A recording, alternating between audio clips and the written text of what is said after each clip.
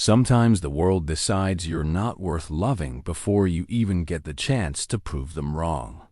Brynhild knew that feeling well at 25. Her village had already written her off as too old, too stubborn, too much, when the elders forced her to marry Skarde, a giant warrior everyone feared. It felt like the final insult. He was massive, silent, and rumored to be cursed. The villagers said he killed without mercy. But on her first morning as his wife, Brynhild found something unexpected. There he was in the kitchen before dawn, his huge hands gently kneading bread, moving with a tenderness that made her heart skip. Everything she'd been told about this fearsome man was about to change. But what secret was Skarde hiding that made his own clan cast him out? Before we jump back in, tell us where you're tuning in from, and if this story touches you, make sure you're subscribed, because tomorrow I've saved something extra special for you. The morning mist clung to the fjord like a shroud, and Brynhild pulled her woolen cloak tighter as she walked the familiar path to the well.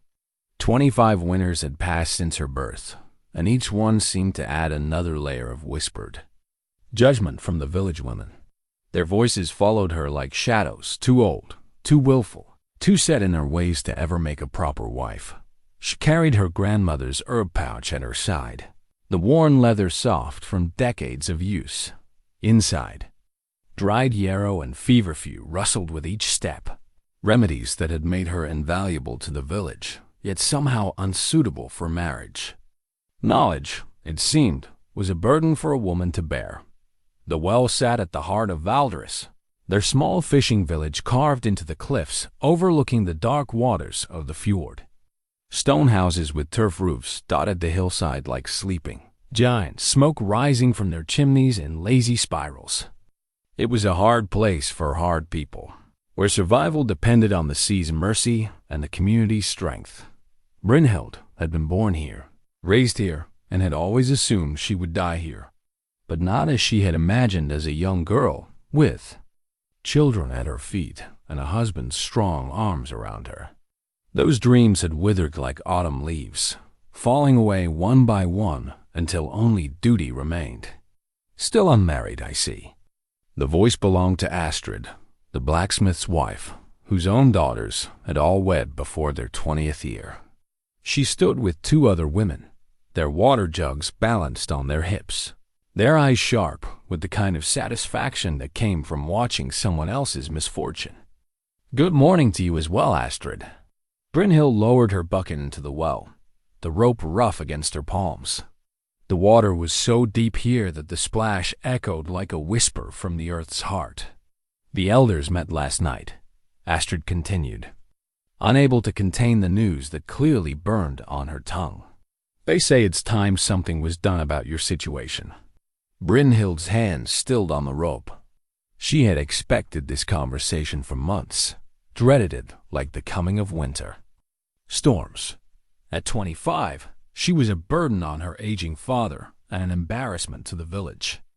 Every eligible man had either been rejected by her or had rejected her in turn, most often the latter. The problem, she knew, was not her appearance. She was tall and strong, with hair the color of winter wheat and eyes like the sea on a cloudy day. The problem was everything else: her sharp tongue, her stubborn refusal to simper and defer, her insistence on speaking her mind, even when no one asked for it. "And what do the elders propose?" Brynhild asked, though she could guess the answer. Astrid's smile was all teeth and no warmth. "A match has been arranged. You're to marry within the month." The bucket slipped from Brynhild's grip, splashing back into the dark water below. Around her, the other women leaned closer, sensing drama like gulls sensing fish. She forced her hands to steady as she retrieved the bucket, pulling it up with deliberate care. "And who is this fortunate man?" she asked, though her voice came out smaller than she intended. "Skarde Grimson."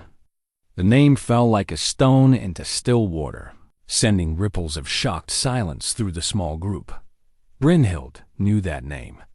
Everyone in the northern settlements knew that name. Skarde the Exile, Skarde the Cursed, the giant warrior who had been cast out from his clan for reasons that grew more terrible with each telling. Some said he had killed his own brother in a rage. Others whispered of dark magic and blood oaths broken. All agreed he was not a man to be crossed. Skarde Grimson is dead, one of the other women whispered, or might as well be. No one has seen him in 3 years.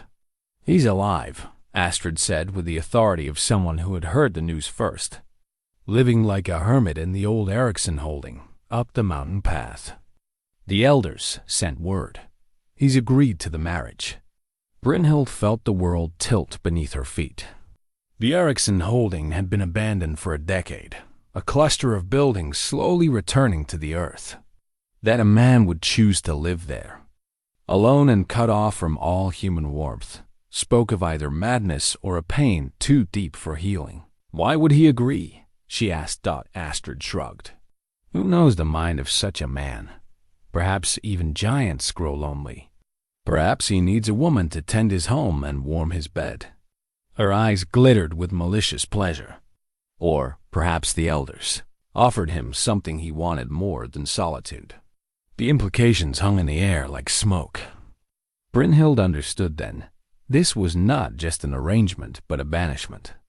The village would be rid of 2 problems at once. The unmarried woman, who refused to conform, and the dangerous exile who made decent folk nervous. She pulled her bucket from the well and turned to go, her mind reeling with the magnitude of what had just been decided without her consultation. Behind her, the women's voices rose in excited chatter, dissecting every detail of the arrangement, like vultures picking at bones. The path home seemed longer than usual, each step heavy with the weight of her new reality. Her father would have known about this, might even have been part of the decision. She found him in their small garden, tending to the herbs they grew for trade. His hands, gnarled with age and hard work, moved gently among the plants. Father. Her voice was steady, but he looked up sharply, reading something in her expression. Born Eriksson was not a tall man, but he carried himself with the quiet dignity of someone who had faced life's storms and emerged still standing. His beard, once golden like hers, had turned silver white, and his eyes held the weariness of a man who had made difficult choices. They told you, he said. It was not a question. Were you going to? Or was I to discover my fate through village gossip? He straightened slowly, his joints protesting the movement. I wanted to tell you myself. Last night, after the decision was made. But you didn't. No, I didn't. He looked at her with eyes full of regret and love, and something that might have been shame. What would you have me do, Brynhild? You've refused every match I've tried to arrange. You've made it clear that marriage holds no appeal for you. But you cannot remain unmarried forever. Why not?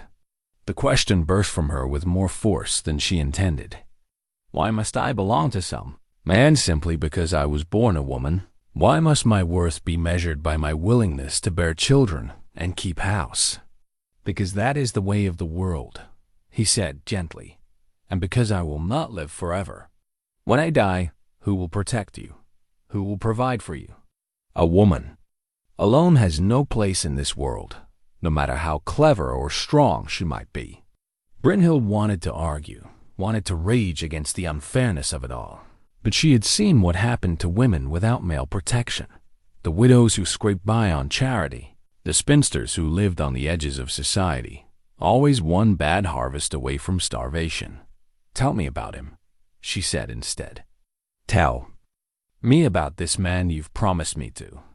Her father was quiet for a long moment, his eyes distant. I knew him before his exile. He was a good man then, honorable, brave, protective of those weaker than himself. What happened to change that? I cannot say. But I do not believe the worst of what people whisper about him. And if they're true, if he is the monster they say he is, then you will adapt, as women have always adapted. You are stronger than you know, daughter. Stronger than your mother was, and she survived 20 years with me. It was meant as a compliment, perhaps even a comfort, but it felt like a death sentence. Brynhild looked around their small garden, at the home where she had spent every day of her life, and tried to imagine leaving it forever. Tried to imagine sharing a bed with a stranger, bearing his children, shaping her life around his needs and desires. "When?" she asked. "The ceremony will be in 1 week. He will come for you then. 7 days. 7 days to say goodbye to everything she had ever known, everything she had ever been.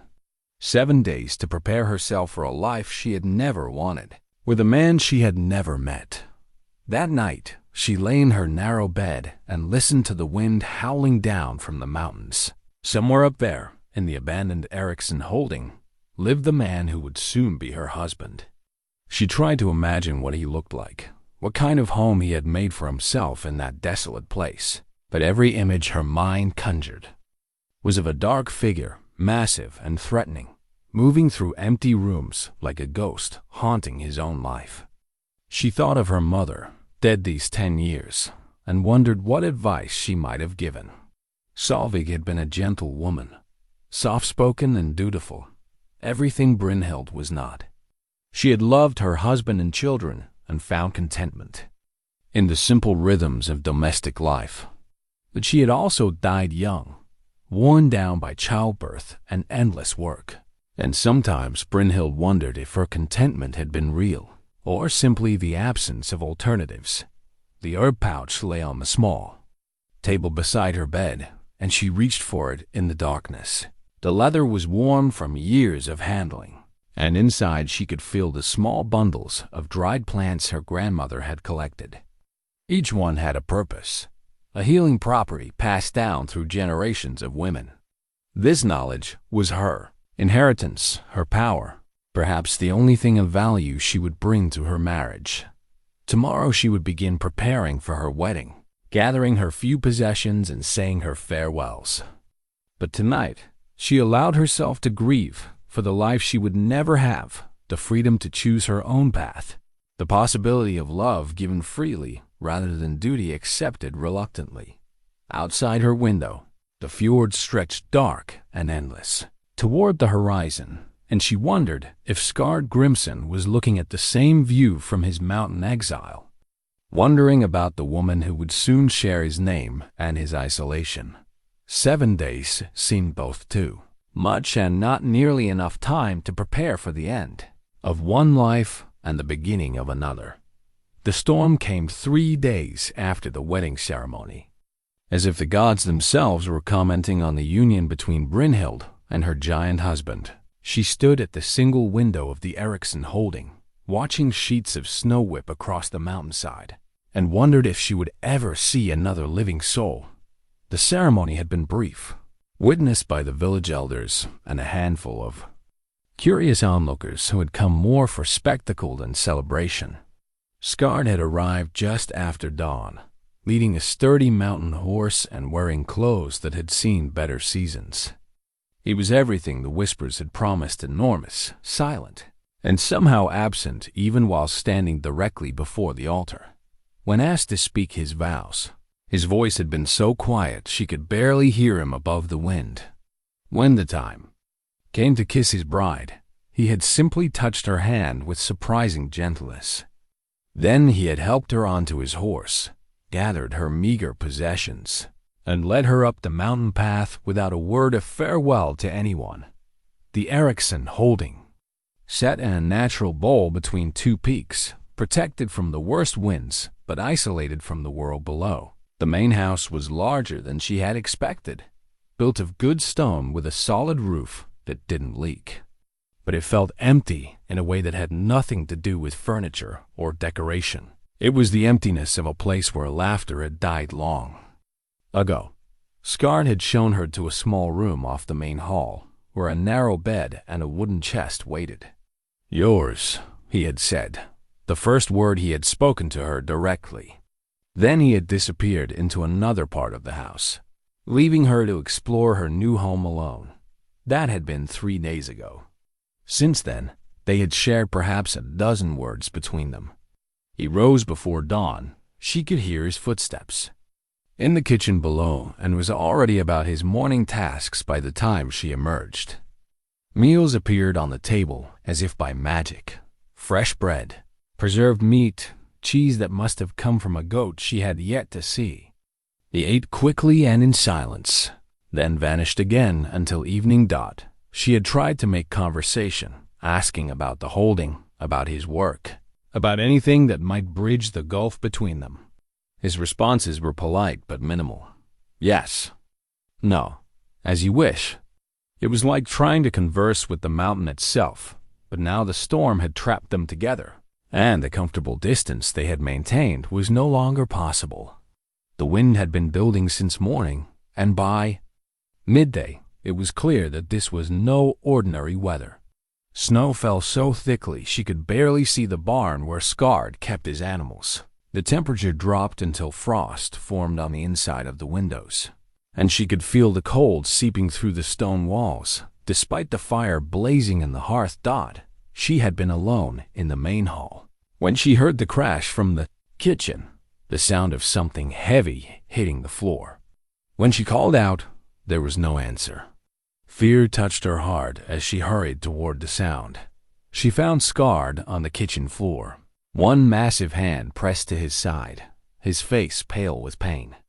A wooden bucket lay overturned beside him, water spreading across the stone tiles. For a moment she simply stared, shocked by the sight of this giant brought low. What happened? She asked, dropping to her knees beside him. Nothing, he said through gritted teeth, trying to push himself upright. Slipped on the wet stones. But as he moved, she saw the dark stain spreading across his shirt, and her healer's instincts took over. You're bleeding. Let me see. It's nothing. Let me see. Her voice carried the authority she had learned from years of tending the village sick. And to her surprise, he obeyed Dot. She helped him to the wooden table and carefully lifted his shirt. Beneath was an old wound, partially healed, but torn open again by his fall. It was a sword cut, she realized, deep and jagged, the kind that spoke of desperate fighting. But what struck her most was not the wound itself, but the careful stitching.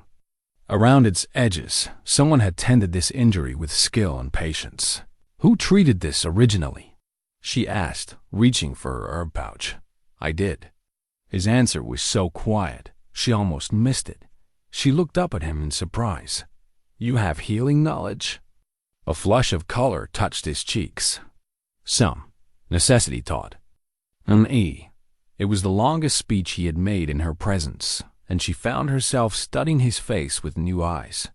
Up close, she could see that his features were not coarse or brutal as she had expected. His eyes were a deep brown, like rich earth, and there was intelligence in them, and something that might have been gentleness carefully hidden. This needs cleaning and fresh bandaging, she said, reaching into her pouch for the supplies she always carried. The cold has made it stiff, and the fall tore it open again. As she worked, cleaning the wound with warm water infused with healing herbs, she was acutely aware of his stillness.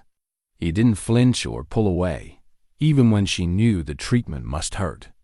His skin was warm under her hands, and she could feel the controlled power in his frame, not the mindless strength of a brute, but the disciplined muscle of a trained warrior. How did this happen? She asked, applying a poultice of yarrow and honey. For a long moment, she thought he wouldn't answer. Then, so quietly, she had to lean closer to hear, defending someone who couldn't defend themselves. Something in his tone made her look up sharply. There was pain in his voice that had nothing to do with the physical wound she was treating. The fight that led to your exile? He nodded once, his jaw tight. Will you tell me about it? No. But the word wasn't harsh, just final. She finished bandaging the wound in silence, her mind turning over this small revelation. The village stories painted him as a man who fought without reason, who killed without provocation. But this wound spoke of something different, a fight where he had been hurt protecting someone else. There, she said, securing the last of the bandages. Keep it dry and clean. I'll check it again tomorrow. Thank you." The words were simple, but when she met his eyes, she saw genuine gratitude there, as if summoned by the moment of connection. Between them, the storm chose that instant to unleash its full fury. The wind howled around the house like a living thing, and snow began to pile against the windows. The temperature dropped so quickly that frost appeared on the walls, despite the fire. "How long will this last?" Brynhild asked, moving to peer out the kitchen window. "Days, perhaps.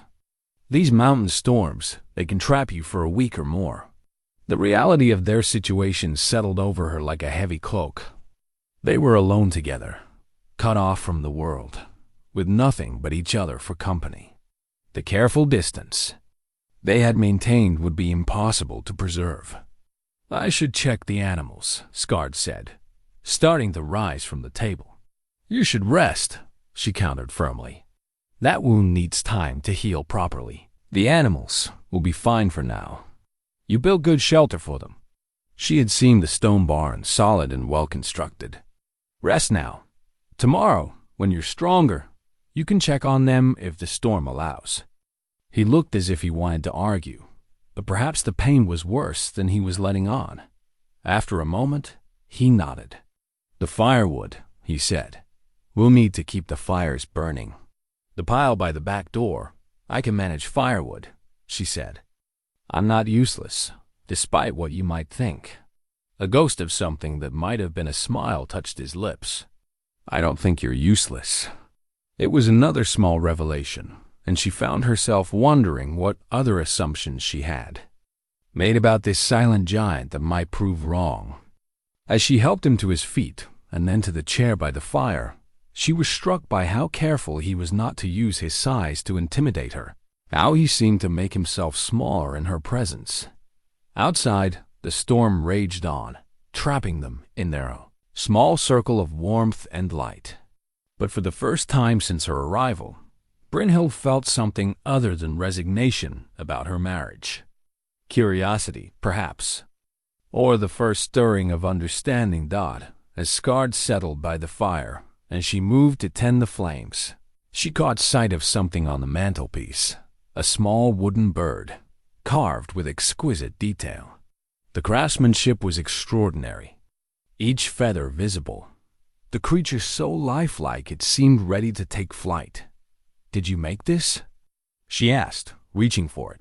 He nodded, suddenly intent on the flames before him. She turned the carving over in her hands, marveling at the delicate work. This was not the creation of a brutal man, but of someone with patience, skill, and an artist's eye for beauty. Someone who could see life in a piece of wood and coax it into being with gentle hands.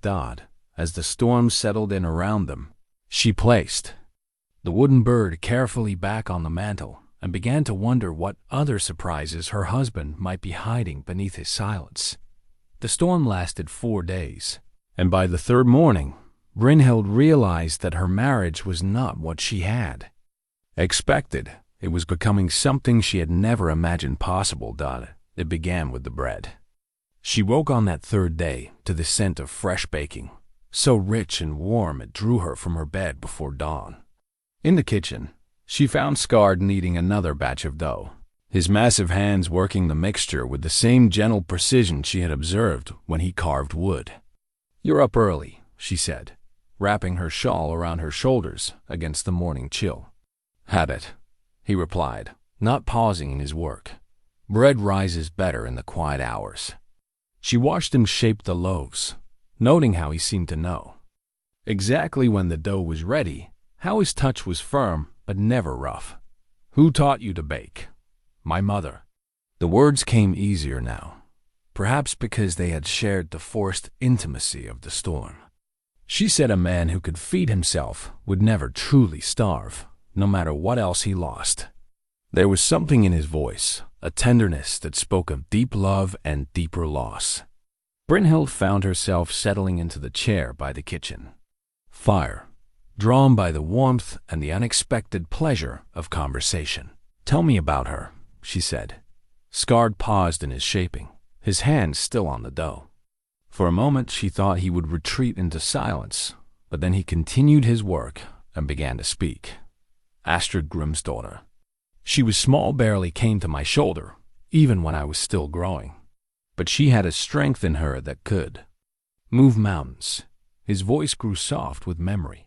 She would sing while she worked, old songs her grandmother had taught her.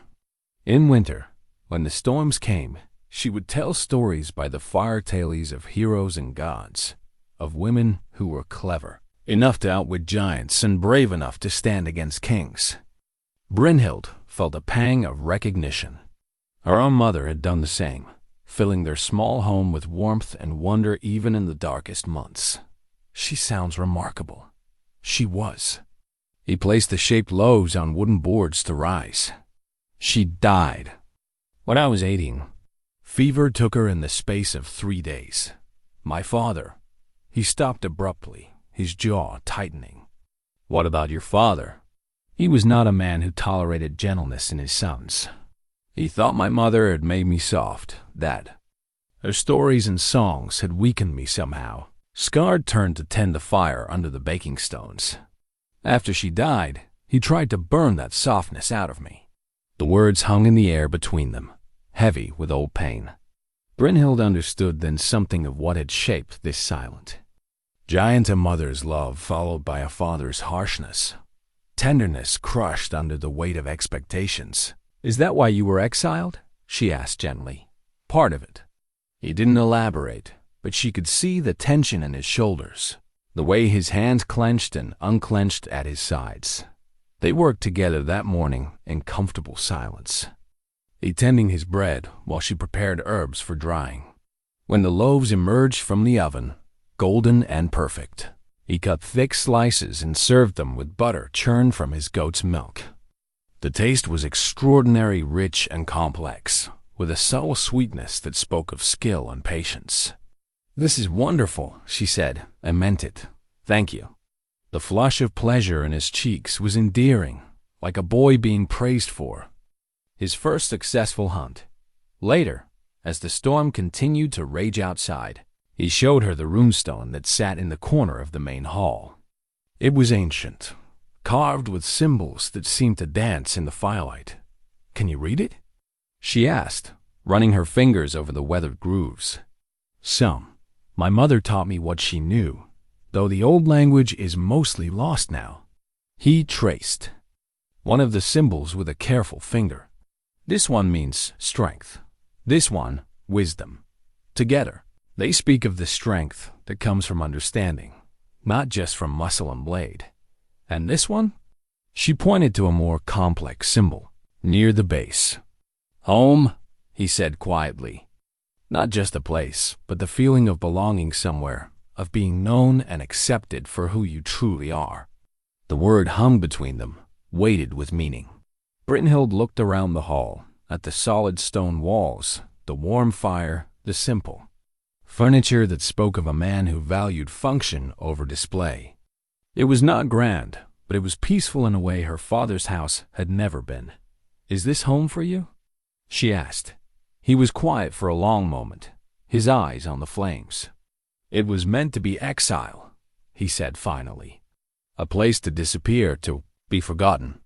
But these 3 years, he paused, seeming to search for words. I found a kind of peace here. Not happiness, perhaps, but peace. And now? Now I'm not alone.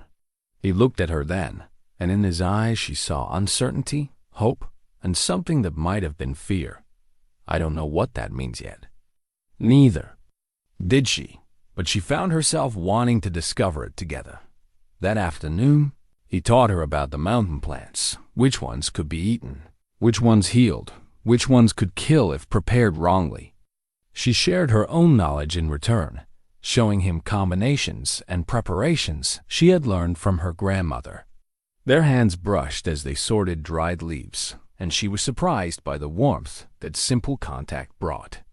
You know, much for one so young, he said, watching her measure out precise amounts of different herbs. Knowledge was all my grandmother had to leave me, she replied. She made sure I learned every plant, every preparation, every story that went with them. Stories? Each remedy has a tale attached to it. Who discovered it? How it saved someone's life? Why it must be prepared in a particular way. The stories help you remember, but they also connect you to all the women who came before, all the healers who learned and passed on their wisdom.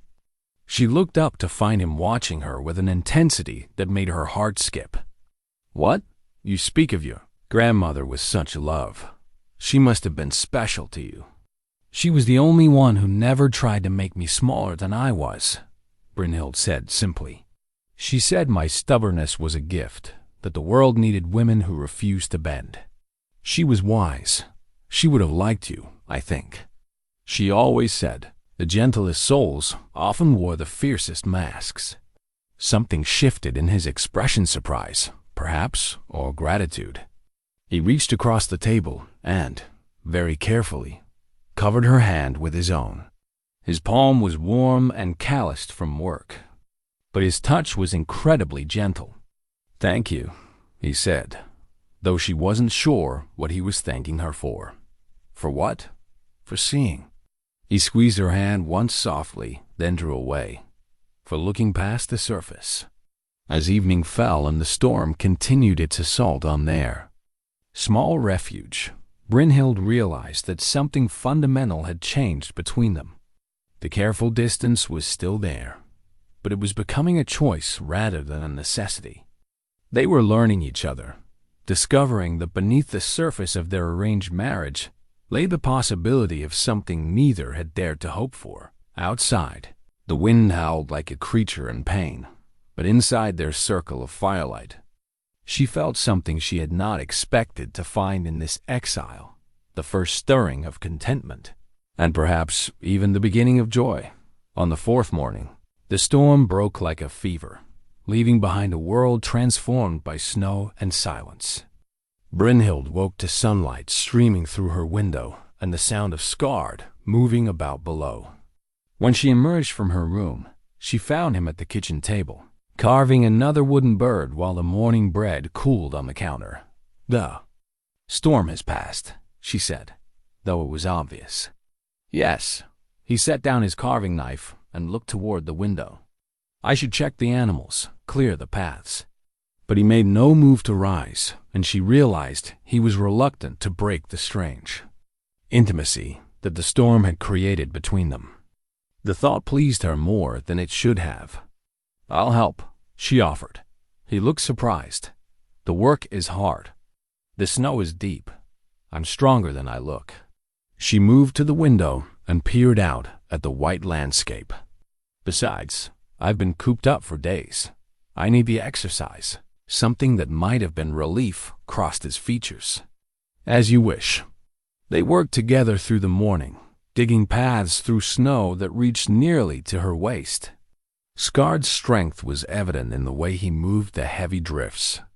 But he was careful never to make her feel useless, dividing the work so that each of them had meaningful tasks. When they reached the barn, they found his animals healthy, but restless from their confinement. 2 goats, a handful of chickens, and a sturdy mountain pony that whickered with pleasure at seeing its master. What's her name? Brynhild asked, stroking the pony's neck. Sigrid. His voice held affection. She was my mother's. The only thing of hers I was allowed to take when I left. Brynhild watched him tend to the animals with the same gentle care he brought to everything else. His large hands were surprisingly deft as he checked hooves and brushed winter coats, and she found herself studying the way he moved, economical, purposeful, but never harsh.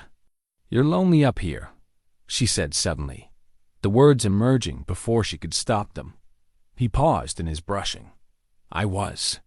The past tense hung between them, weighted with meaning. She felt heat rise in her cheeks, and turned away, suddenly self-conscious. But when she glanced back, she found him watching her with an expression she couldn't quite read.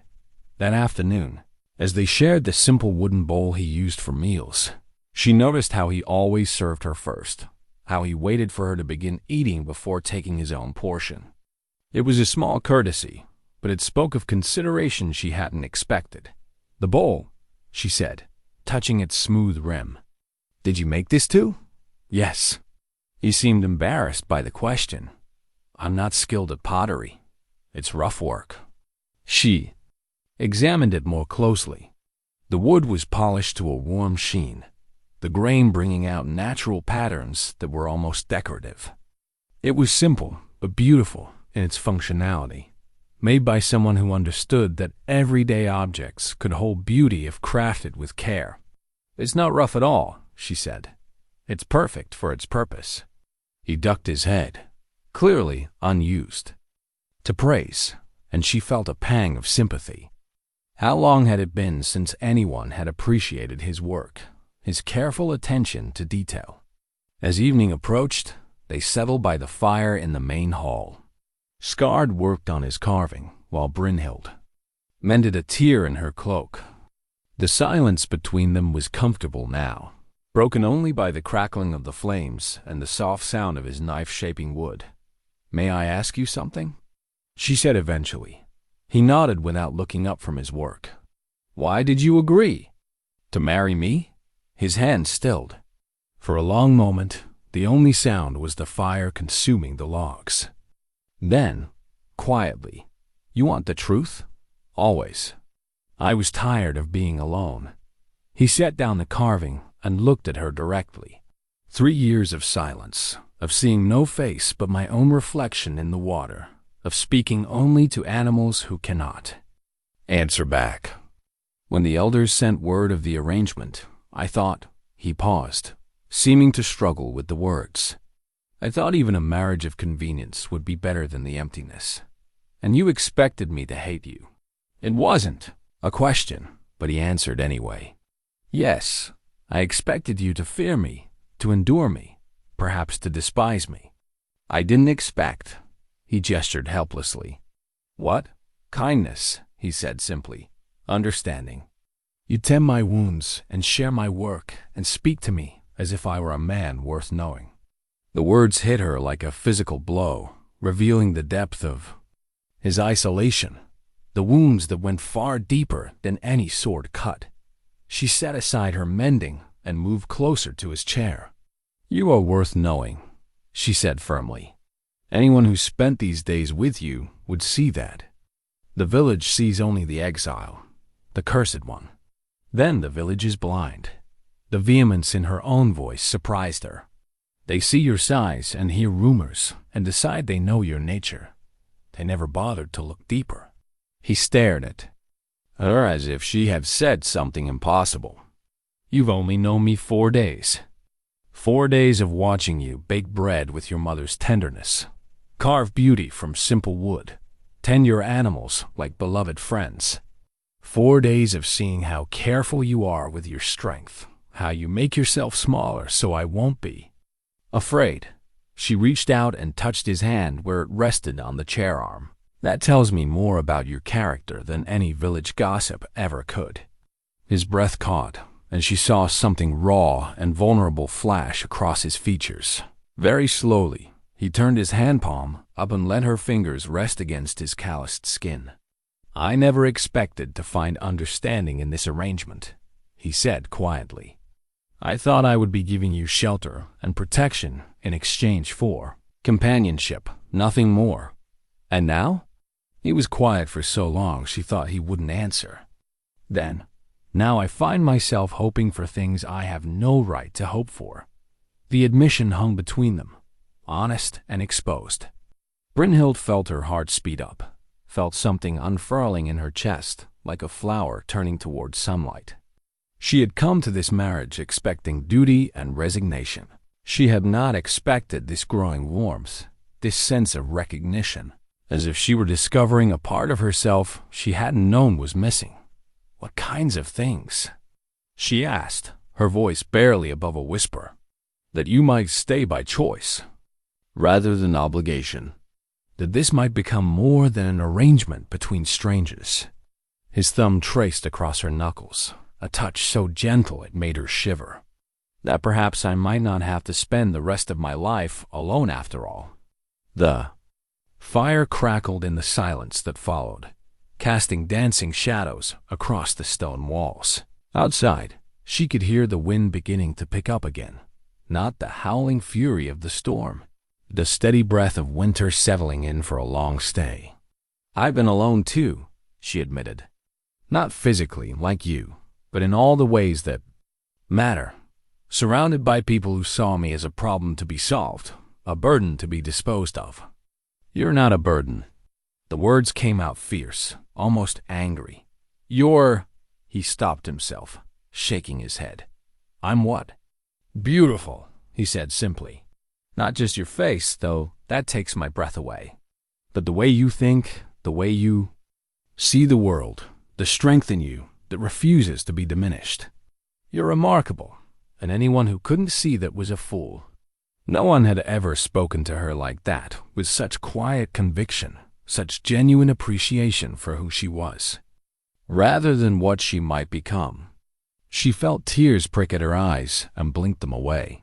"Thank you," she managed. They sat like that as the fire burned lower, her hand in his, both of them lost in thoughts too fragile to voice. When she finally rose to bank the fire for the night, he stood as well, reluctant to let the moment end. "Brynhild," he said as she turned toward her room. "Yes?" "Sleep well." The words were simple, but his voice held a warmth that wrapped around her like a blanket. "You too, Skarde."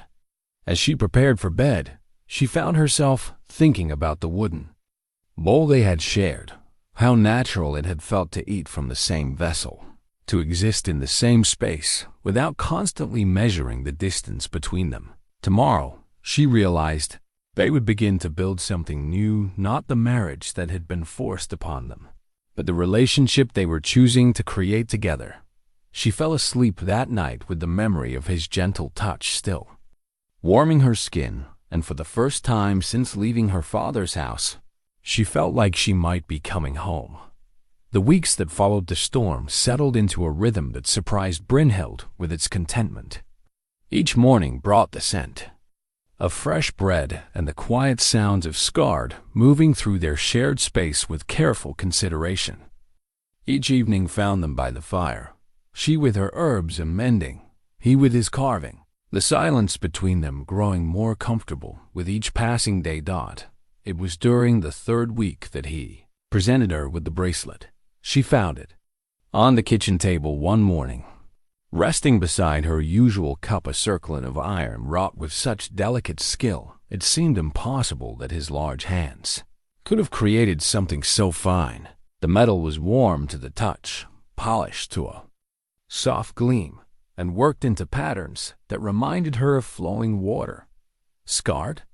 she called, but heard only the sound of chopping wood from outside Dot when he came in for the midday meal. She was still holding the bracelet, turning it over in her hands and marveling at the craftsmanship. "Did you make this?" she asked. He nodded, suddenly intent on cutting bread, his cheeks flushed with what might have been embarrassment. "The forge in the barn still works. I thought if you don't like it, it's beautiful." She slipped it over her wrist, where it settled with perfect weight. "I've never owned anything so lovely." The pleasure that lit his face was worth more than all the gold in the king's treasury. "It suits you," he said quietly. "Iron for strength, but shaped with care." She held up her arm, admiring how the bracelet caught the light. "Is this what you did before? Were you a smith?" "Among other things. My clan valued warriors above all else, but a man who could forge his own weapons and repair what was broken, that had worth too." "What else did you do?" He was quiet for a moment, and she wondered if she had pushed too far. "Then, I built things. Houses, barns, bridges across streams. I liked the work taking raw materials and creating something useful, something that would last." She could see it in him now, that builder's eye, the way he looked at problems as puzzles to be solved rather than obstacles to be conquered. It explained the solid construction of their home, the careful maintenance of tools and furnishings. "Is that what you'd like to do again someday?" she asked carefully. "Perhaps." He met her eyes across the table. "If I had reason to build for the future rather than just maintaining the present." The words hung between them, heavy with implication. Brynhild felt her heart quicken, understanding that he was speaking of more than just construction projects. That afternoon, news from the village below shattered their peaceful isolation. Old Henrik, the shepherd, who sometimes traded wool for Skarde's woodwork, arrived leading a limping sheep and carrying gossip that set Brynhild's teeth on edge. "Trouble in the village," Henrik said, accepting the cup of warm ale Skarde offered. "Young Olaf took sick 3 days ago, fever and shaking fits. His mother's beside herself, trying every remedy she knows, but nothing's working." Brynhild set down her weaving. "What are his symptoms exactly?" Henrik described them in detail. The burning fever, the way the boy's body seized and trembled, the red rash that had appeared on his chest. She recognized the illness immediately. Blood fever, dangerous, but treatable if caught in time. "I need to go to him," she said, already moving toward her herb supplies. "You'll do no such thing," Henrik said sharply. "There's talk in the village saying your husband brought a curse with him, that his presence has brought sickness. They're frightened enough without you appearing at the boy's bedside." Brynhild felt anger rise in her chest like a hot tide. "That's ridiculous. Skarde has been nowhere near the village, and blood fever comes from bad water, not curses. You know that, and I know that, but fear makes people stupid," Henrik said. "They're saying maybe the marriage was a mistake, that the gods disapprove." She looked to Skarde, expecting to see hurt or anger in his face. Instead, she found only resignation, as if he had been waiting for this moment. "They're right," he said quietly. "I shouldn't have. They're not right." A voice cut across his, with fierce conviction. "They're frightened and looking for someone to blame, the way people always do when they don't understand something." "Brynhild," Henrik said gently, "you can't change their minds by arguing." "No," she agreed, "but I can save that boy's life." That evening, as Henrik departed with his treated sheep and promises to keep their conversation quiet, Brynhild found herself pacing the main hall like a caged wolf. The thought of a child suffering while she sat idle because of village superstition was unbearable. "You want to go to him," Skarde said. It wasn't a question. "Yes, but Henrik's right. If I appear now, they'll blame you for the illness and me for any outcome, good or bad." He was quiet for a long moment, staring into the fire. "What if there was another way?" "What do you mean?" "Henrik trades here regularly. If you gave him the right herbs, the proper instructions, he's not a healer. He might make a mistake. But you could write down everything he needs to know. Draw pictures if necessary. Henrik can't read well, but he's clever and careful." It was a solution born of compromise, and it grated against her healer's instincts to trust another with such delicate work. But it was better than letting the boy suffer. They spent the next hour preparing a detailed treatment plan. The herbs, carefully measured and labeled, instructions written in the clearest hand she could manage. Even simple drawings showing how to prepare the tisane and apply the poultices. When they finished, she felt like she was sending a piece of herself down the mountain. "He'll be all right," Skarde said, watching her pace again as they waited for morning and Henrik's return journey. "How can you know that?" "Because you know your craft, and Henrik will follow your instructions exactly. The boy will recover, and maybe some in the village will remember that healing comes from knowledge, not magic." She stopped pacing and looked at him, this man who had been cast out by his own people, who faced constant suspicion and fear, yet still hoped for understanding rather than revenge. "How do you bear it?" she asked. "The isolation, the constant judgment, the way they twist everything about you into something dark. I had no choice but to bear it," he said simply. "But now," he gestured to the space between them, "now I'm not facing it alone." The words settled into her heart like warmth spreading through cold limbs. She realized that somewhere in these weeks of shared meals and quiet conversations, he had stopped being the stranger she had married and become the man she was choosing. to love. The thought should have terrified her. Instead, it felt like coming home. Henrik returned 5 days later with news that lifted Brynhild's spirits and changed everything between her and Skarde. The boy had recovered completely, his fever breaking on the second day of treatment. More importantly, his mother had quietly spread word of who was truly responsible for the cure. "There's talk in the village," Henrik said, warming his hands around a cup of hot broth.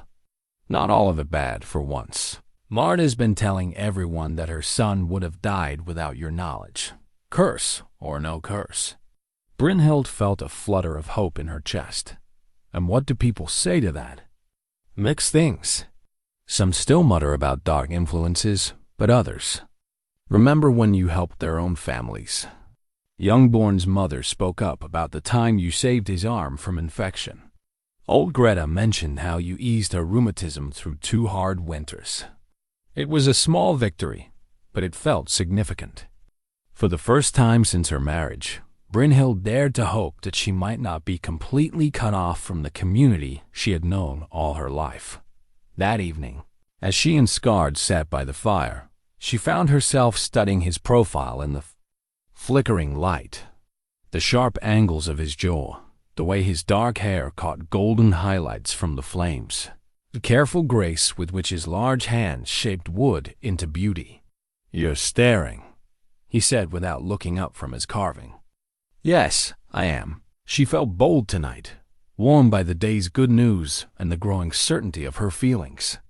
"Is that not allowed?" He set down his knife and turned to face her fully. "Why?" "Because I'm trying to understand something." "What?" "How?" The same people who welcomed my healing skills for 25 years could suddenly see them as dangerous simply because I married you. How they could look at you and see only threat when... She gestured toward his hands, the delicate bird taking shape under his patient attention. When anyone with eyes could see your gentleness. He was quiet for a long moment, his fingers absently stroking the wooden bird. "Fear changes how people see," he said finally. "It makes them focus on what might hurt them instead of what might help them. Were you afraid of me when you agreed to this marriage?" "Terrified," he admitted with a rueful smile. "Not of you personally, but of..." He struggled for words. "Of hoping for something I might not be able to keep. Of caring about someone who might learn to hate me. And now..." His eyes found hers, and she saw a vulnerability there that made her breath catch. "Now I'm afraid of different things. Such as?" "That this," he gestured between them, "this happiness I never expected to find might not last. That something will happen to take it away." She rose from her chair and moved to kneel beside his, close enough to touch the hand that held the carving. "What would you do if it did last? If we could build something real together?" "I don't know," he said honestly. "I've spent so long just surviving that I've forgotten how to plan for joy. Then let me plan for both of us, at least for tonight." She reached up and touched his face, marveling at the way he leaned into her palm like a cat seeking warmth. "What would make you happy right now, in this moment?" His answer came without hesitation. "This, you here, choosing to be close to me instead of staying safely distant." She felt her heart swell with tenderness and something deeper, more urgent. "Then you shall have it." She rose and, with deliberate care, settled herself in his lap, her arms around his neck. He went very still, hardly breathing, as if sudden movement might break the spell. "Brynhild," he whispered, her name a prayer on his lips. "I know," she whispered back. "I feel it too." When he kissed her, it was with the same careful attention he brought to everything else, gentle but sure, patient but passionate. She tasted the surprise in him, the wonder that she would choose him, despite everything the world had told them both about their worth. She pressed a dried flower between the pages of her grandmother's herb journal that night. A small white bloom Skarde had picked for her during one of their walks around the holding. It was a simple gesture, but it felt like capturing a moment of perfect happiness. preserving it against the uncertainty of the future. Over the following days, their relationship deepened in ways that went beyond physical affection. They began to move through their daily routines like dancers who had learned each other's steps. She would reach for the herb jars just as he finished preparing the morning tisane. He would bank the fire just as she finished her evening mending. They talked more freely now, sharing memories and dreams they had never spoken aloud. "I always thought I would be a burden to any man who married me," she confessed one afternoon as they worked together in the small garden he had carved from the rocky soil. "Too independent, too opinionated, too set in my ways." "You could never be a burden," he said, his hands gentle as he helped her transplant seedlings. "You're a gift, a partnership, someone who makes the work lighter by sharing it. Is that how you see marriage? As partnership? How else should it be? Two people choosing to build something together, each bringing their own strengths to make the whole stronger than either could be alone." It was such a different vision from what she had grown up expecting. Not the submission and dominance that characterized most marriages she had observed, but true collaboration between equals. The possibility of it made her feel dizzy with hope. That evening brought news that cast a shadow over their growing happiness. A trader passing through brought word that strangers had been asking questions in the settlements to the north. Men seeking information about Skarde Grimson, his whereabouts, his circumstances. "What kind of men?" Skarde asked, his voice carefully. "Neutral, warriors, by their look, well-armed, well-mounted. They claim to be his kinsmen, say they have news from his clan." Brynhild watched her husband's face close off, saw the careful walls rising behind his eyes. Whatever these men represented, it was nothing good. Did they say what they wanted? She asked when Skarde remained silent. Only that they needed to. Speak with him urgently. Something about clan obligations that cannot be ignored. After the trader left, Skarde sat staring into the fire with an expression she had never seen before, not quite fear, but something close to resignation. "Tell me," she said, settling beside him. "My brother," he said finally. "It can only be my brother, and if he's coming here—" He stopped, shaking his head. "What? Nothing good ever comes of family obligations in my clan." He looked at her with eyes full of regret. "I had hoped we might have more time before the past caught up with us." She took his hand in both of hers, feeling the tension in his fingers. "Whatever comes, we'll face it together." "You don't understand what you're saying. I understand perfectly," she said firmly. "I understand that I love you, and that love means standing together against whatever tries to separate us." The words hung in the air between them, her first direct declaration, offered not in passion but in quiet certainty. She saw the impact they had on him, the way his eyes widened and then closed as if in pain. "Brynhild," he whispered. "I love you," she said again, wanting him to hear it clearly. "Whatever your brother wants, whatever obligations he claims you owe, nothing changes that." But even as she spoke the words, she could see in his face that he believed something was about to change everything. Thorvald Grimson arrived 3 days later with 2 warriors and a revelation that turned everything Brynhild thought she knew about her husband upside down.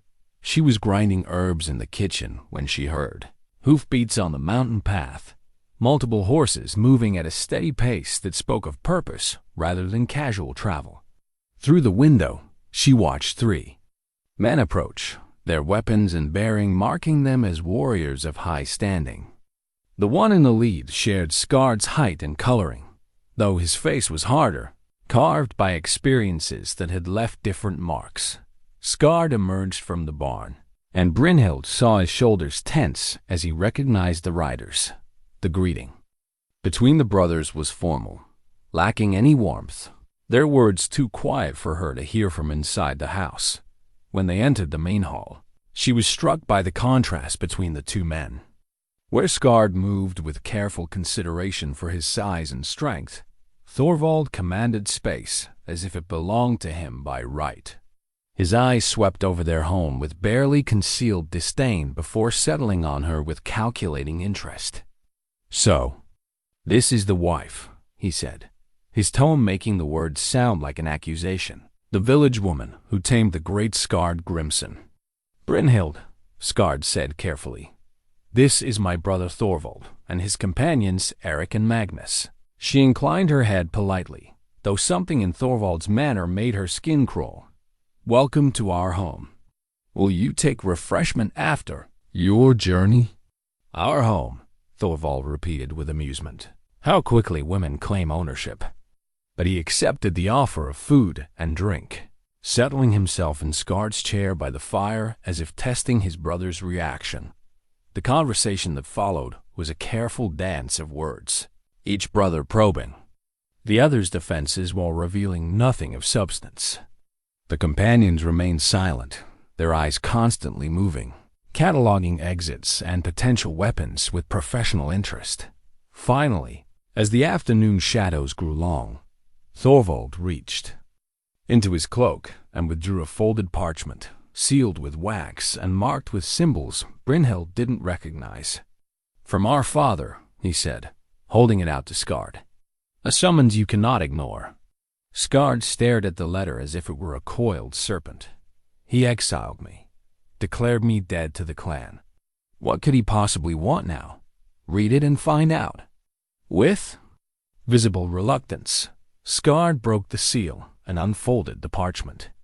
As his eyes moved across the text, Brynhild watched his face grow pale, saw his hands begin to tremble almost imperceptibly.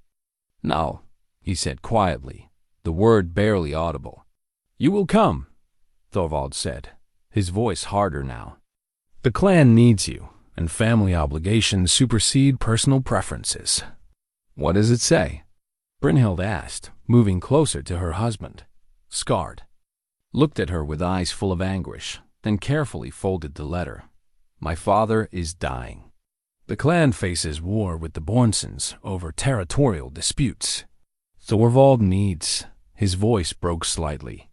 "He needs me to lead the vanguard against their stronghold." "You mean he means you to die gloriously for the clan's honor?" Brynhild said sharply, understanding immediately. Thorvald's laugh was cold. "Clever woman. Yes, that would solve several problems at once, wouldn't it? The exile redeems himself in death, and I inherit without complications." The casual cruelty of it took Brynhild's breath away. She looked between the brothers, seeing now the calculation in Thorvald's eyes, the resignation in Skarde's. "You can't seriously be considering this," she said to her husband. "I am bound by clan law," Skarde replied heavily. "The summons cannot be refused." "Of course it can. You're not a member of the clan anymore. You were exiled, remember?" "Exile can be revoked," Thorvald said smoothly. "Especially when the clan is in need of a particular skill set." "What skill set?" "What are you not telling me?" the Brynhild demanded. The brothers exchanged a look, and she saw something pass between them shared. Knowledge, old pain, secrets that went deeper than simple family rivalry. "Tell her," Thorvald said finally. "Tell your wife why you were really exiled, brother. Tell her about little Astrid." Skarde went rigid, his face draining of color. "Don't. Tell her how the great protector failed to protect the one person who mattered most. Tell her why our father cast you out." "Thorvald, I'm warning you. Tell her about the child you were supposed to save." The words hung in the air like poison, and Brynhild felt the world shift beneath her feet. She looked at her husband's stricken face and understood that whatever the truth was, it was the source of his deepest pain. "What child?" she asked quietly. Skarde closed his eyes as if in physical pain. When he spoke, his voice was barely above a whisper. "My sister. My youngest sister. She was 7 years old." "Was?" Brynhild's heart clenched at the past tense. "There was a raid," Thorvald said when Skarde couldn't continue. "Border reavers struck our outlying farm while the men were away. Skarde was supposed to be watching the children, but he smiled cruelly. Where were you that day, brother? Visiting your little friend in the village? Writing poetry by the stream? I was buying supplies, Skarde said, his voice hollow with old grief. Father had sent me to trade for iron. I was gone 3 hours. When I returned, he couldn't finish, but Brynhild could imagine the rest. The burned buildings, the bodies, the terrible silence where children's laughter should have been. The other children? She asked, though she dreaded the answer. Lived, Thorvald said. Astrid was the youngest, the slowest to run. They caught her at the tree line. His eyes never left Skarde's face. Our father's precious little flower, dead because his gentle son was off contemplating beauty instead of doing his duty. That's enough, Brynhild said sharply, seeing how the words were destroying her husband. Is it? I don't think he's told you the best part yet. Thorvald leaned forward, his smile predatory. Tell her what you did to the raiders when you finally caught up with them. Skarde's hands clenched into fists, and for the first time since she'd known him, Brynhild saw the warrior he had once been and the killer he was capable of becoming. I hunted them down, he said quietly. All of them. It took me 3 weeks, but I found every man who had participated in the raid. And I killed him. His voice was flat, emotionless. Not in clean battle, not with honor. I hunted them like animals and slaughtered them like animals. Some I tortured first, trying to make them tell me why. Why a 7-year-old girl? Why my sister? The silence that followed was deafening. Brynhild stared at her husband, trying to reconcile this. Revelation with the gentle man who carved wooden birds and baked bread with tender care. The clan wanted to celebrate me, Skarde continued. Said I had avenged our honor, shown proper warrior spirit. But I knew what I had become in those 3 weeks. I had lost myself to rage and grief, become something monstrous. When I looked in the water, I couldn't recognize my own face. So you told them, Thorvald said. Confessed your doubts, your guilt, your weakness, and father, disgusted by your lack of warrior spirit, cast you out. He was right too, Skarde said. I failed in my duty to protect her, and then I failed in my duty to honor her memory properly. I deserved exile. No, Brynhild said fiercely. You deserve compassion. You deserve time to grieve, understanding for your pain. You were blamed for a tragedy that wasn't your fault and punished for being human enough to feel horror at what vengeance cost you. Thorvald laughed. How touching, but it changes nothing. The summons stands, and you will answer it. He reached into his cloak again and withdrew another document older, stained with what looked like blood. Do you recognize this, brother? Skarde's face went ashen. Where did you get that? From little Astrid's things. Father kept it all these years, her final letter to her beloved big brother, the one she was writing when the raiders came. Shall I read it aloud? Shall your wife hear how much that child loved and trusted you? Stop, Skarde whispered. Come, home with us willingly. Leave the vanguard as father commands, and I'll let you keep it, Thorvald said. Refuse, and I'll burn it here and now. Brynhild watched her husband crumble before her eyes, the careful peace he had built shattered by the weapon of a dead child's love. She understood then the true cruelty of what Thorvald was doing, not just demanding Skarde's death, but destroying his healing first. You bastard, she said quietly. Thorvald's smile was all teeth. Indeed, but a bastard who gets what he wants. He stood, tucking the letter back into his cloak. We leave at dawn. Make your farewells tonight. They'll likely be your last.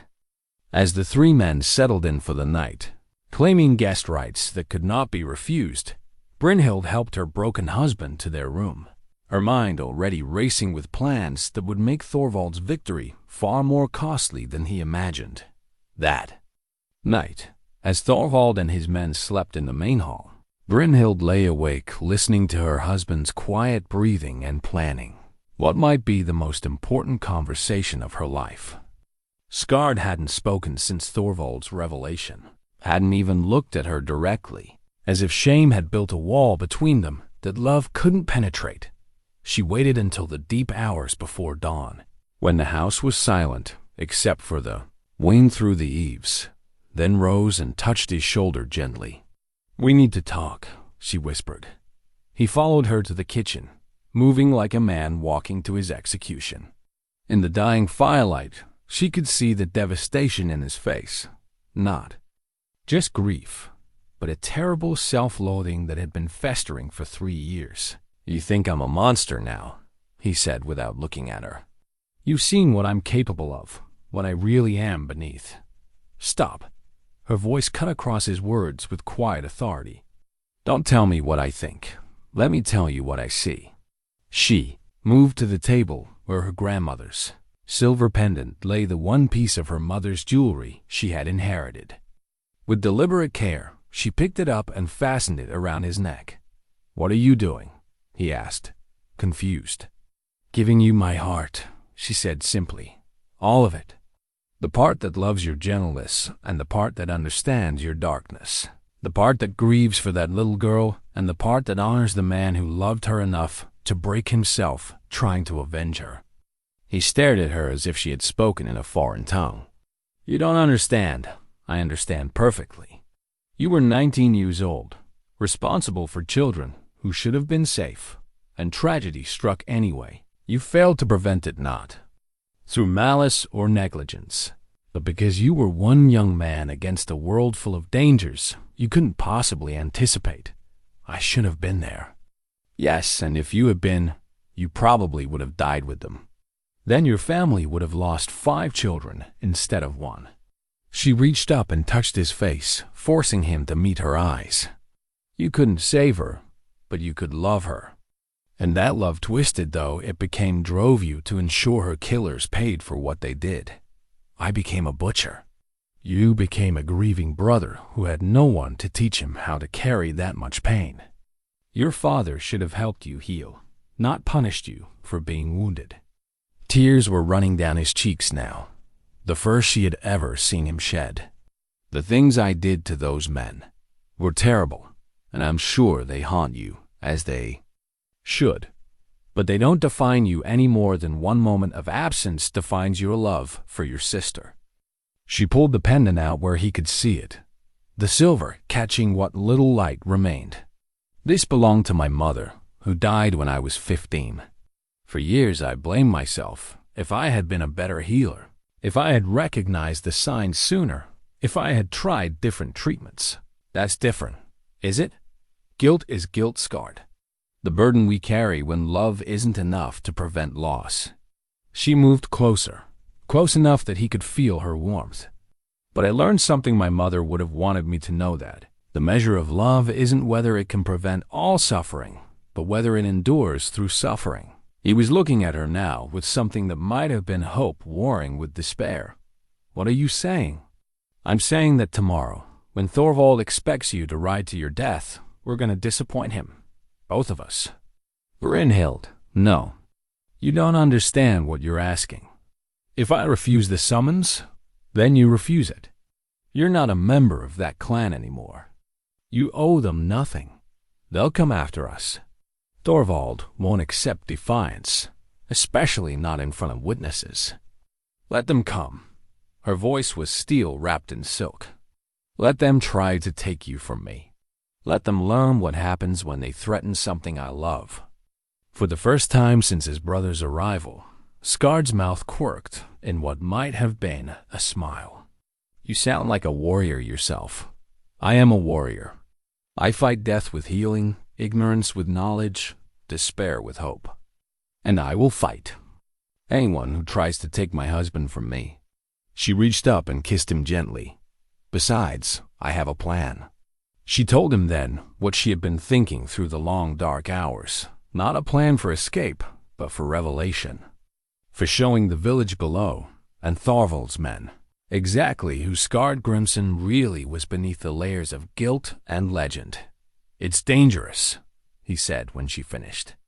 "Everything worthwhile is dangerous. The question is whether you trust." Me enough to try. He was quiet for a long moment, and she could almost see him wrestling with years of shame and self-doubt. Finally, he nodded. I trust you with my life. Good, because that's exactly what I'm asking for. They spent the remaining hours before dawn in preparation. She gathered her herbs and wrote careful instructions, just as she had for young Olaf's treatment.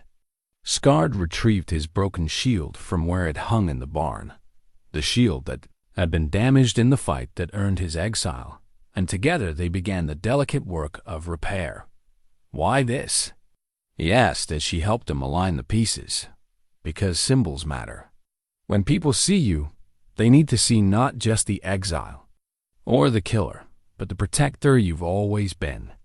She handed him the iron wire that would hold the pieces together, and because you need to see it too.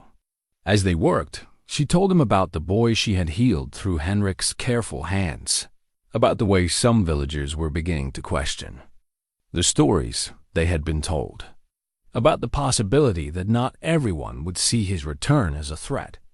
There's something else, she said, as they tested the shield's weight and balance. Something Thorvald doesn't know. What? The village elders have been discussing the marriage. Word came through Henrik. They're beginning to see it as a success rather than a punishment. Skarde looked skeptical. Based on what? Based on the fact that I'm happy? That I've been seen smiling more in these weeks than in years past. That when people ask about my husband, I speak of him with obvious affection rather than resigned duty. It was true. She hadn't realized how visible her contentment had become until Henrik mentioned the village gossip. Apparently, her transformation from bitter spinster to radiant wife had not gone unnoticed. They're curious, she continued, about what kind of man could earn such devotion from someone who had refused every other suitor. Some are even beginning to wonder if the story's about, you might be wrong. And you think that curiosity will protect us? I think it will give us a chance to tell the truth before Thorvald can spin new lies. As dawn approached, they heard movement from the main hall. Thorvald and his men stirring, preparing for departure. Brynhild felt her heart race with anticipation and fear, but also with a strange excitement. Today would determine not just their immediate future, but whether love and truth could stand against manipulation and fear. Are you ready? She asked, adjusting the pendant at his throat. No, he said honestly, but I'm ready to try. She kissed him then with all the passion and promise she could pour into the gesture. When they broke apart, she saw that the despair had faded from his eyes, replaced by something she hadn't seen there before. Not just hope, but determination. Whatever happens, she said, remember that I chose you. Not because I had to, not because there were no other options, but because you are the man I want to spend my life loving. I love you too, he said quietly. More than I thought possible, more than I deserved to feel again. They came at midday, when the village was bustling with market activity, and the maximum number of witnesses would be present.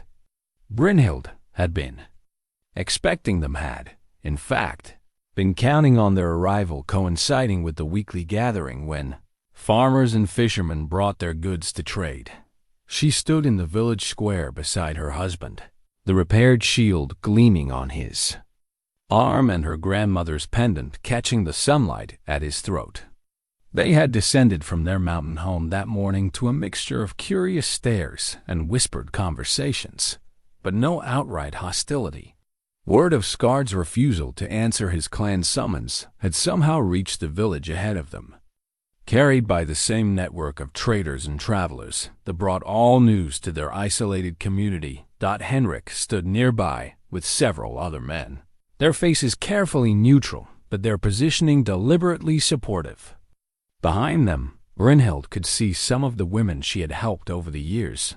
Marta, whose son she had saved from blood fever, old Greta, whose rheumatism she had eased through 2 hard winters, and others whose gratitude had begun to outweigh their fear. The thunder of approaching hoofbeats silenced the market chatter. and heads turned toward the mountain path where a column of warriors emerged from the tree line. Thorvald rode at their head, but now he was accompanied by a dozen men in full battle gear, their weapons gleaming and their banners displaying the Grimson clan colors. "Impressive," Skarde murmured. He must have convinced father that this was worth a significant investment of resources, or convinced him that public humiliation would serve as a warning to other potential defectors. Brynhild replied, her hand finding the rope they had prepared, strong hemp braided with silver thread, long enough to bind two hands together. In the ancient ritual of unity, the warriors formed a circle around the market square, effectively trapping everyone present. Villagers pressed closer together, fear rippling through the crowd like wind through grain. But Brynhild noticed that many of them positioned themselves between the warriors and the square's center, where she and Skarde stood waiting.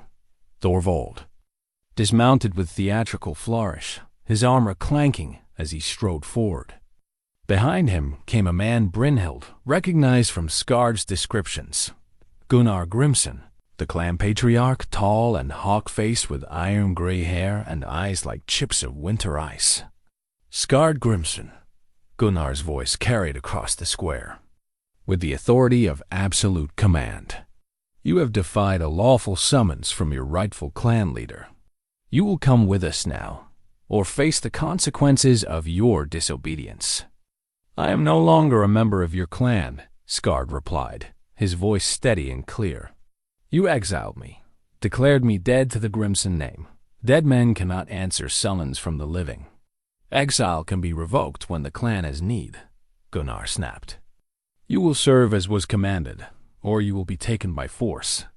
A murmur ran through the crowd, not of fear, but of anger. These people might not fully trust Skarde yet, but they understood the concept of sanctuary, of a man's right to build a new life after serving his punishment.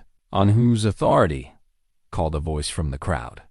Bjorn, Brynhild's father, stepped forward with the slow dignity of advanced age. "This is not Grimson territory. Here, clan law holds no sway. The authority of blood and kinship," Thorvald snarled, "rights that supersede local customs." "Do they?" Brynhild stepped forward, her voice carrying clearly across the square. "Because I know a different law. The law that says a woman may choose her husband, and that choice creates bonds stronger than blood." She reached for the rope at her belt, her movements deliberate and symbolic. "I claim the right of unity binding. I claim my husband by choice, not assignment. I claim our marriage as a bond freely made and freely maintained." Several of the village elders nodded approval. They recognized the ancient ritual, older than clan laws or royal decrees. Henrik stepped forward to witness, then Marta, then others, until a ring of villagers surrounded the couple. "This is meaningless," Gunnar declared, but uncertainty flickered in his eyes. He had not expected organized resistance, had counted on fear and isolation to make his task simple. "Is it?" Skarde asked, and for the first time since his arrival, Gunnar looked directly at his son. What he saw there, the straight shoulders, the clear eyes, the absence of shame or defeat, made him take an involuntary step backward. "You look well," Gunnar said slowly, as if the admission cost him something. "I'm well, better than I've been in years." Skarde moved to stand beside his wife, close enough that their shoulders touched. "I have found peace here, Father. I have found purpose and partnership, and something I thought I had lost forever. You found weakness," Thorvald spat, "hiding behind a woman's skirts, playing a domesticity while real men fight real battles." "I found strength," Skarde corrected gently. "The strength to build instead of destroy, to heal instead of wound, to choose love over duty when duty demands only death." "Pretty words," Gunnar said dismissively. "But words won't win wars or protect clan honor. Neither will sending your son to die in a hopeless charge," Brynhild said sharply. "How does his death serve anyone except Thorvald's ambition?" The words hit their target. Gunnar's eyes narrowed, and she saw understanding flicker their recognition that she had identified the true motive behind this elaborate summons. "You will come," he said to Skarde, but his voice lacked its earlier conviction. "No," Skarde said simply. "I will not." As the tension in the square reached its breaking point, Brynhild raised the unity rope for all to see, its silver threads catching the light like captured starfire. Whatever happened next would determine not just their fate, but the kind of future they would build together. "Hear me," Brynhild called, her voice carrying across the square with the authority of absolute conviction. "Hear the truth about the man you call exile, the man you brand as cursed." She began to bind the rope around her wrist, the ancient ritual demanding witness and acknowledgement. "This is Skarde Grimson, who bakes bread each morning with hands, gentle enough to craft beauty from wood, strong enough to protect those who need protecting." "Enough of this theater," Thorvald snarled, starting forward. "This is Skarde Grimson," she continued, wrapping the rope around Skarde's wrist as well, "who saved young Olaf's life when fever would have taken him, whose knowledge of herbs and healing rivals any woman in 3 villages. A murmur of recognition ran through the crowd. Word of the boy's cure had spread, and many now looked at Skarde with new interest rather than fear. This is Skarde Grimson, who was exiled not for cowardice or weakness, but for having the courage to question whether vengeance truly honors the dead, whether a man's worth should be measured by his willingness to die rather than his capacity to live well. She pulled the binding tight, the silver threads gleaming as they joined her hand to his. "I choose this man, not because I was commanded to, not because I had no other options, but because he is worthy of choice, because he sees strength in gentleness, wisdom in restraint, honor in building rather than destroying." Gunnar stared at his son, and for the first time, Brynhild saw uncertainty in the old warrior's face. "You speak of things you do not understand, woman. War is coming, whether we will it or not. The clan needs fighters, not philosophers. The clan needs leaders," Skarde said quietly, his voice carrying clearly across the square. "Men who understand that true strength lies not in the ability to take life, but in the wisdom to preserve it."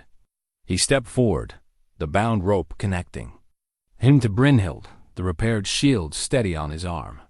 "You want to know what I learned in exile, father?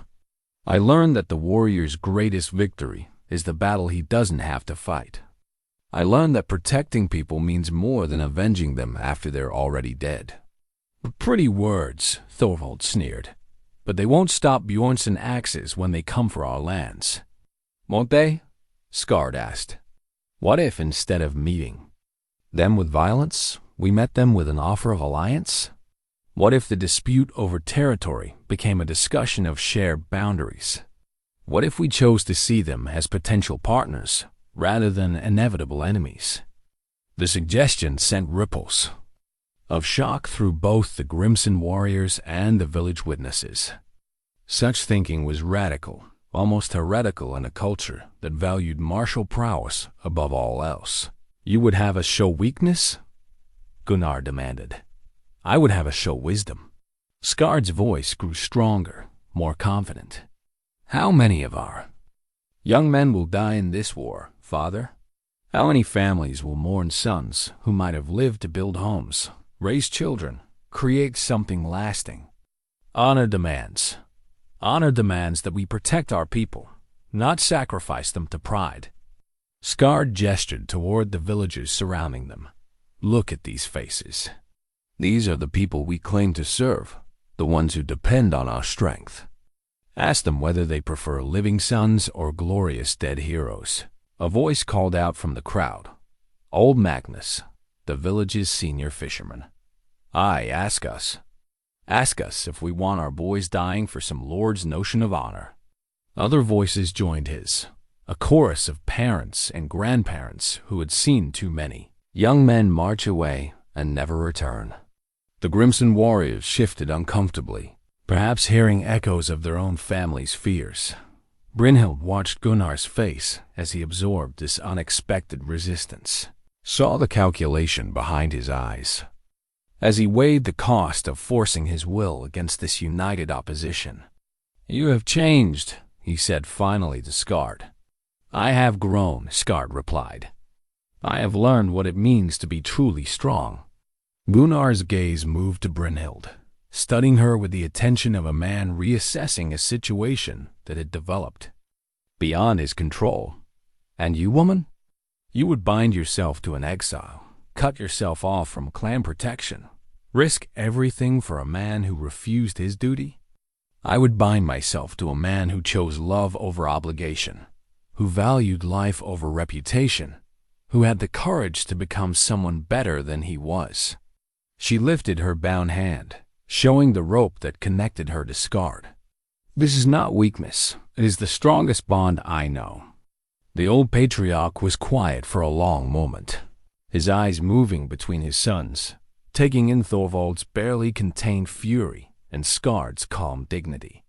When he spoke again, his voice held a note Brynhild hadn't expected, something that might have been respect. "The clan will remember your choice," he said to Skarde, "and the consequences that follow." "I accept those consequences," Skarde replied steadily, "as does my wife."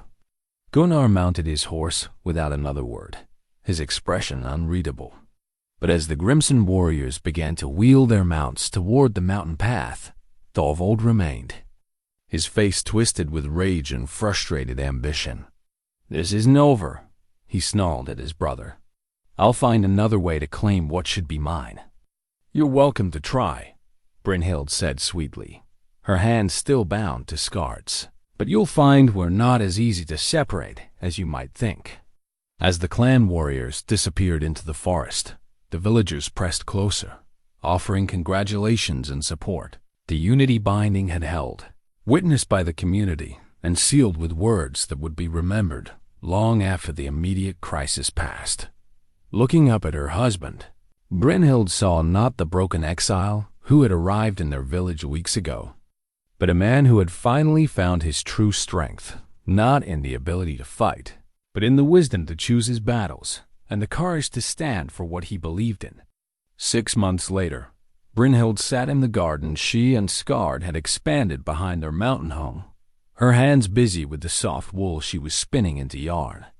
The baby blanket she had begun weaving lay folded beside her, its pattern of interlocking hearts and protective runes, a symbol of the hope that had taken root in their quiet refuge. The changes in their life had been gradual but profound. Word of the unity binding and Skarde's stand against his clan had spread throughout the northern settlements, bringing a steady stream of visitors to their door. Some came seeking healing. Brynhild's reputation as a skilled healer had grown beyond the bounds of their village. Others came seeking counsel from the man who had chosen wisdom over warfare, whose quiet strength had impressed even those who initially doubted him. "The foundation stones are set," Skarde called from where he worked on their new workshop, a building that would house both his forge and her herb-drying rooms. His voice carried the satisfaction of a man engaged in meaningful work, building something that would outlast the immediate needs of survival. She looked up to see him approaching, his face bronzed by sun and honest labor, his movements carrying none of the careful restraint that had once marked his every gesture. The village children no longer fled when they saw him. Instead, they often followed him around like eager puppies, fascinated by his gentleness and the wooden toys he carved for them. "How many orders did Henrik bring this time?" she asked, gesturing toward the pile of messages their trading partner had delivered that morning. 7 for furniture, 3 for metalwork, and, his smile broadened, 2 requests for mediation in boundary disputes. "It seems your husband is developing a reputation as a peacemaker." The irony wasn't lost on either of them. The man once exiled for questioning the warrior's path had become sought after for his ability to find solutions that didn't require bloodshed. Just last month, he had helped negotiate a treaty between 2 feuding families that had been locked in a generations-old conflict over water rights. Speaking of reputations, Brynhild said, setting aside her spinning, I had an interesting conversation with my father yesterday. Oh? He wanted to know when we planned to give him grandchildren. She watched Skarde's face carefully, gauging his reaction to a topic they had discussed in private, but never quite resolved. His expression grew soft, thoughtful. And what did you tell him? That such things happen when they happen, and that we were in no hurry to add to our household until we were certain we could provide the kind of life we want our children to have. And what kind of life is that? She rose and moved to stand beside him, looking out over the valley where their small community was thriving. One where they're valued for who they are rather than what others expect them to become. Where strength is measured by the ability to build and protect rather than destroy. Where love is a choice freely made and continuously renewed. He wrapped his arms around her from behind, and she leaned into his warmth, marveling at how natural such intimacy had become. You're describing the childhood I wish I'd had, he said quietly. Then we'll give that gift to our children when they come. As if summoned by their conversation, the sound of approaching hoofbeats drew their attention to the mountain path. But these weren't the aggressive rhythms of warriors.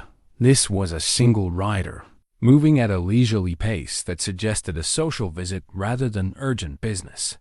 The visitor proved to be Astrid, the blacksmith's wife from the village, and her expression was bright with news she was eager to share. Brynhild, Skarde, she called as she dismounted. I bring word from the northern settlements. They welcomed her into their home, offering refreshment and a comfortable seat by the fire. Astrid's manner had changed dramatically since the unity. Binding, where once she had regarded Brynhild with barely concealed hostility, she now showed genuine warmth and respect. What news? Brynhild asked, settling into her favorite chair with her mending. The Grimson-Bjornsson conflict, Astrid said, her eyes bright with excitement. It's been resolved without a single battle fought. Skarde looked up sharply from where he was tending the fire. How? Exactly as you suggested in the village square. Gunnar Grimson sent envoys to the Bjornssons with an offer of alliance rather than a declaration of war. It seems the Bjornssons were as weary of the prospect of bloodshed as anyone else. Brynhild felt a surge of pride and vindication. And Thorvald? Astrid's expression darkened slightly. Well, that's where the story becomes interesting. When Gunnar announced the peace agreement, Thorvald accused him of showing weakness, challenged the decision publicly. What happened? Skarde asked, though his tone suggested he could guess. The clan elders sided with Gunnar. Said they'd heard about his younger son, you, and the wisdom you'd shown in choosing peace over pointless conflict. Thorvald found himself isolated, his support evaporating like morning mist. The poetic justice of it was almost overwhelming. Thorvald's attempt to destroy his brother had instead elevated Skarde's reputation and undermined his own position within the clan. There's more, Astrid continued. Gunnar has sent word unofficially. You understand that the exile is considered served.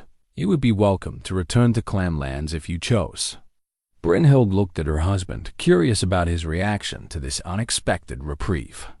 She saw him consider the offer seriously, weighing possibilities she couldn't entirely read.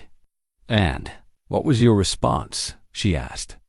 I sent word back that I'm grateful for the gesture, but that I've found my true home. He reached for her hand, their fingers intertwining naturally. That some exiles are actually gifts in disguise. As evening settled over their mountain refuge, they sat together on the bench Skarde had built outside their door, watching the stars emerge in the clear northern sky. The baby blanket lay across Brynhild's lap, its weaving nearly complete, while Skarde worked on a new carving, a pair of birds in flight, wings touching, carved from a single piece of mountain ash. Do you ever regret it? She asked quietly. Giving up the chance to reclaim your place in the clan? Never, he said without hesitation. I gave up a place that was never truly mine to claim a life that is entirely ours. She leaned against his shoulder, content in a way she had never thought possible. What shall we call this place? Our home needs a proper name. He was quiet for a moment, considering. Yardaheim, he said finally. Hardhome, the place where hearts find their rest. Yardaheim, she repeated, tasting the word. Yes, that's exactly what this is. Above them, the aurora began its ancient dance across the sky, green and gold light shimmering like blessings from the gods themselves. In the distance, wolves sang their evening songs, and somewhere in the village below, children were being tucked into warm beds with stories of heroes and happily-ever-fters here in their heart hung, surrounded by the life they had chosen to build together. Brynhild and Skarde had found something more precious than gold or glory. They had found each other, and in doing so, had discovered that sometimes the greatest adventures are the ones that lead not to distant kingdoms, but to the quiet miracle of a love freely given and gratefully received. The wooden birds in Skarde's hands seemed ready to take flight, and perhaps they would, carrying word to the world that in this hidden valley, two souls who had been deemed unwanted by others had created something beautiful, lasting, and entirely their own, and they lived happily and wisely and well.